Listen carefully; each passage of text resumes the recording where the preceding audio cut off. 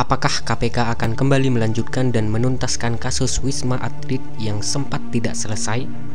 Dalam kasus tersebut banyak menyeret anggota DPR RI. Kasus tersebut sempat heboh pada tahun 2012. KPK seperti tidak berani mengungkap kasus yang melibatkan Wayan Koster. Banyak pihak dan lembaga sosial masyarakat atau LSM yang telah menagih janji Komisi Pemberantasan Korupsi atau KPK yang katanya menjadi ujung tombak pemberantasan korupsi di Indonesia. KPK sepertinya tidak serius dan tidak ada itikat baik untuk menuntaskan kasus korupsi Wisma Atlet ini. Patut dipertanyakan, kinerja KPK dalam menuntaskan kasus dugaan korupsi Wayan Koster tersebut, terlebih kasus suap pembahasan anggaran di Kementerian Pendidikan Nasional saat itu dan Kementerian Pemuda dan Olahraga.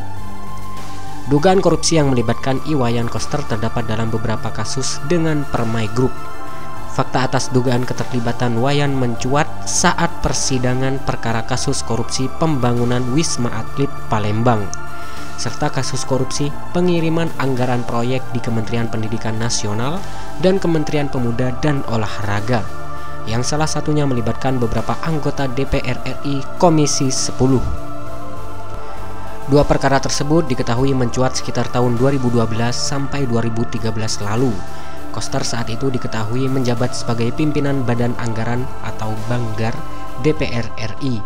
Dugaan keterlibatan dan turut serta dalam menerima aliran dana pembangunan Wisma Atlet telah diungkapkan oleh perusahaan Permai Group. Wayan Koster saat ini menjabat sebagai Gubernur Bali.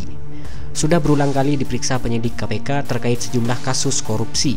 Di antaranya, kasus korupsi pengiriman anggaran proyek di Kementerian Pendidikan Nasional dan Kementerian Pemuda dan Olahraga. Bahkan, di dalam surat dakwaan KPK terhadap Angelina Sodak, disebutkan bahwa Wayan Koster saat menjabat Wakil Koordinator Pokja Komisi 10 menerima uang sebesar 5 miliar rupiah dari Permai Group.